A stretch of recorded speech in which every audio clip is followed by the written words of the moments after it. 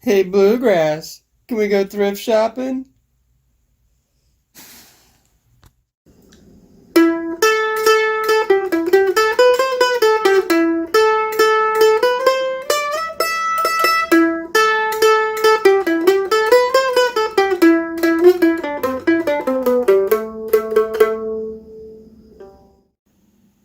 Hello, YouTube world. Just want to go over a few things that sold yesterday. Getting some sales. I don't know. This is a Josh Allen. He's a quarterback for the Buffalo Bills. It's his rookie card. I sent it out an offer. It was $13.95, and I sent out an offer for $9.95, and someone took it.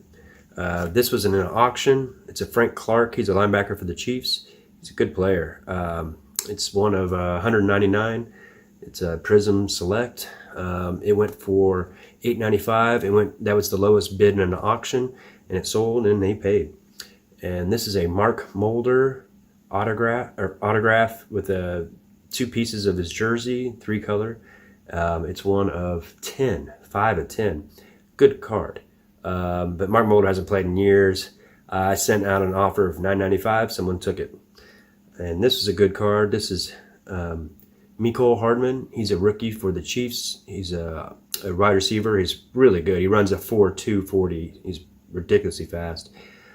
This is a great card. It's 25 of 25. Being 25 of 25 actually makes it worth a little bit more money. If you've watched my channel, you know that.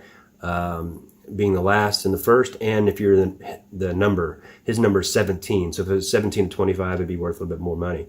But this is a really good rookie card. I had it for $79.95. I sent out an offer today of $74.95.